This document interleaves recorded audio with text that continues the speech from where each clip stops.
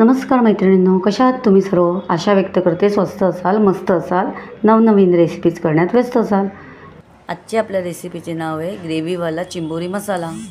हे पहा, मी चिंबोरी आहे बेसिंगमध्येच ठेवलेली आहेत, कारण ती जिवंत चिंबोरी आहेत। ही बघा धावतात, हे पळतात, त्यामुळे मी हिच्यामध्येच ठेवलेले आहे, बेसिंगमध्ये ठेवलेली आहे। ही बघा, हिचे फांदे तोडून आणलेले आहेत, पण तरीसुद्धा बघा हे असे उलटे पकडून याचे हे बघा हे तोडायला लागतात। असे हे असे तोडायचे, याचे फांगडे पकडून असे तोडायचे।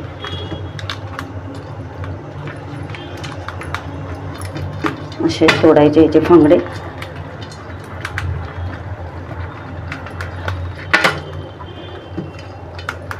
असे फांगडे तोडायचे, याचे मेन फांगडे आहेत ते तोडून आणलेले आहेत, आणि हे दुसरे पाय आहेत ते तोडले। हे बघा, आता तुम्हाला दाखवते।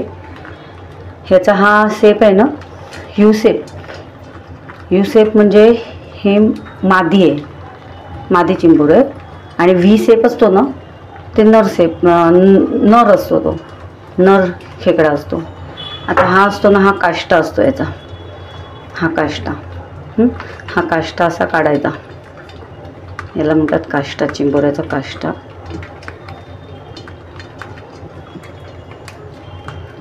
आज आपण करतोय चिंबोऱ्याचं कालवण। हे असं काढून टाकायचं याचा काष्टा। काष्टा काढायचा,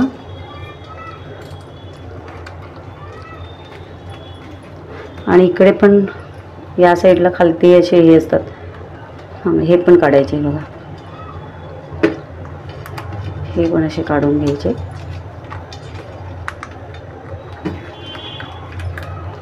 अशा प्रकारे हे चिंबोरं साफ करायचं, आणि स्वच्छ पाण्याने असे ना धुवून घ्यायचे साफ।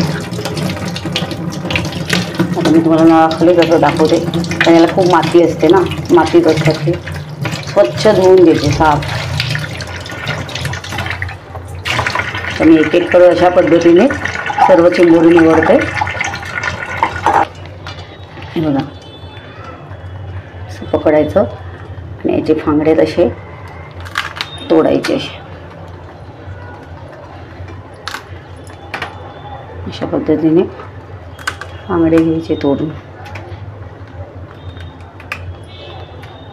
आणि हा काष्टा असतो, याला म्हणतात चिंबोऱ्याचा काष्टा। म्हणजे माझी आई, आमची मामाची आई बोलायची म्हणून आम्हाला माहिती आहे। असा हा काढायचा काष्टा, टाकून द्यायचं, आणि हे खोलायचं खालचं।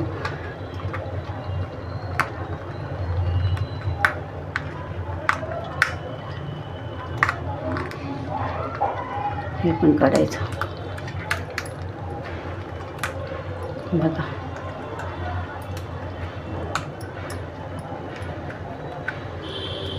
आता हे काष्टा काढल्यानंतर इथून असं पिवळं पिवळं दिसतं ना, म्हणजे आपलं चिंबोरं भरलेलं आहे।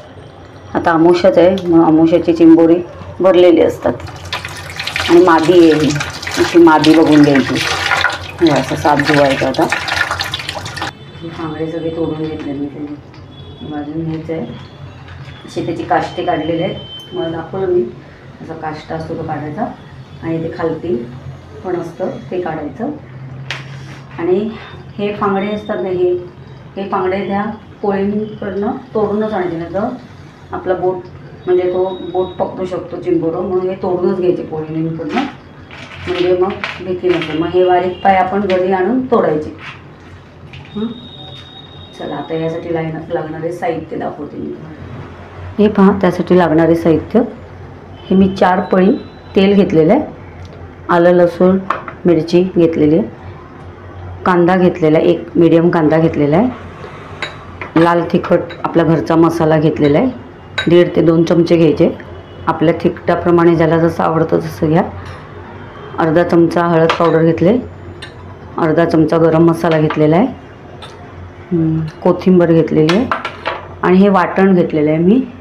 हे वाटण मी कसं केलं, सुकं खोबरं असतं ना, सुकं खोबरे, छोटासा तुकडा सुकं खोबऱ्याचा, त्याचे काप करून घेतले, आणि कढईमध्ये तेलामध्ये फ्राय केले, ते सुकं खोबरं फ्राय म्हणजे गुलाबी तांबूस रंगावरती ते फ्राय करून घेतले आणि त्या खोबऱ्यामध्ये मी 2 ते 3 लवंगा टाकायच्या. तर तिखट जास्ती नसेल पाहिजे तर 2च टाकायच्या. दालचिनीचा छोटासा तुकडा एवढा तो टाकायचा आणि ते मी वाटण करून घेतलेलं आहे.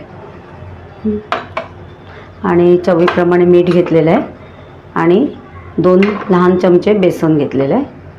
हे तोडलेले फांगडे आहेत ना ते मिक्सरमध्ये आपण वाटून घ्यायचे. याच्यामध्ये चिंबोऱ्याचा म्हणजे हे अर्क असतो खूप चिंबोऱ्याचा रसात चव पण असते, याच्यामुळे खूप चव लागते. आणि हे फांगडे आपण या चिंबोऱ्याबरोबर रश्यामध्ये टाकायचे. हे पहा अशा प्रकारे मी ते बारीक फांगडे वाटून घेतलेले.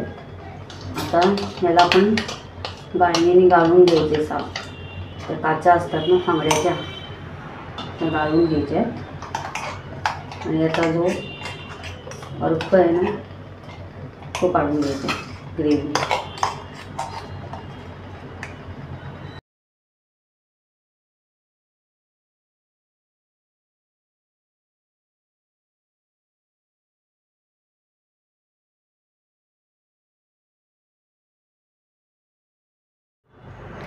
अशा प्रकारे आपण फांगड्यांचा पाणी गाळून घेतलेलं आहे. साफ गाळून त्यावरच्या काचा चोथा सगळा टाकून द्यायचा आणि त्याचा अर्क फक्त पाणी घेतलेलं आहे. आता आपण गॅस चालू करून घेऊ. आपण तेल घालून घेऊ.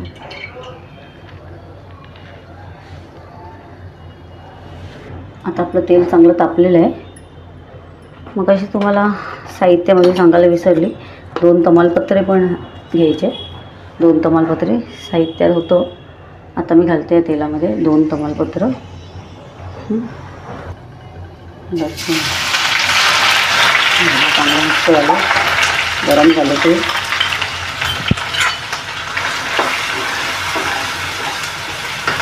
झालं आपलं लसूण. एक छोटा कांदा घेतला मिडियम तो टाकून घ्यायचा. आता कांदासुद्धा मस्त गुलाबी मऊ तोपर्यंत परतायचा चांगला. हे पहा कांदा आपला मस्त मऊ झालेला आहे. मग आता तेल पण सोडलेलं आहे. आता आपण त्याच्यात हळद घालून घेऊ.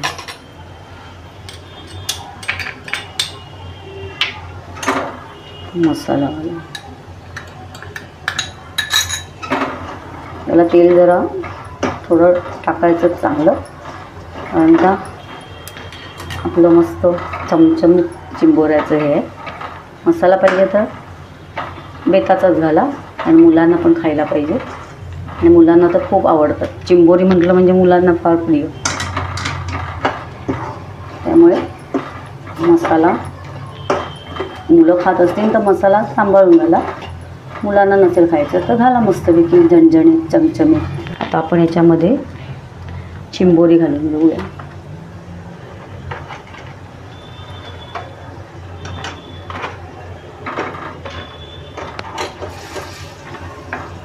अशी पिवळी भरलेली चिंबोरी. सांगडे पण घालून घेऊ.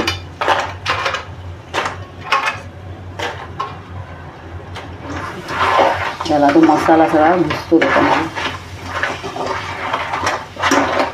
आता थोडा वेळ आपण 5 मिनटं अशीच ठेवूया. 5 मिनटं आपण जरा झाकून ठेवू. पहा 5-1 मिनटं झालेली आहे.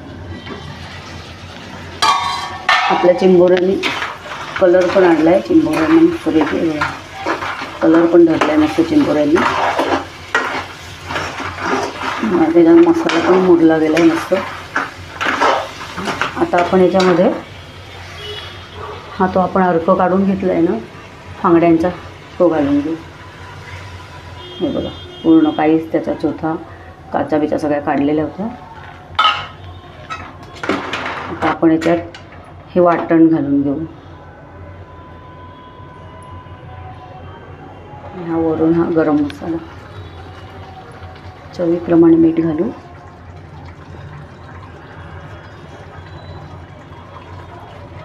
हे बेसन आहे ना, या बेसनामध्ये थोडासा पाणी टाकून तो घोळ आपण ह्याच्यात टाकायचा. जर 1-5 मिनटं असं ठेवून द्यायचं आणि 5 मिनिटांनी घोळ. तर 5-1 मिनटं झालेली आहे. तर आपण बेसनचा घोळ टाकायचा आहे.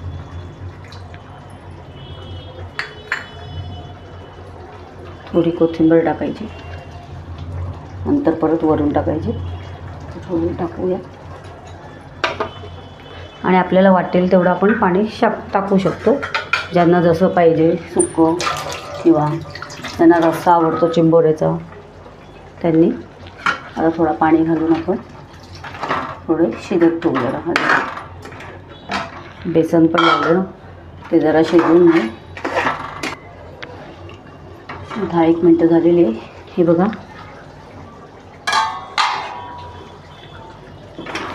चिंबोऱ्याचं मस्त झालेलं आहे. एकदम मस्त तेल वगैरे सोडलेलं आहे. कलर पण खूप छान भरला आपल्या चिंबोऱ्याने. एकदम खूप छान झालेलं आहे. झालं आपलं. बंद करू गॅस.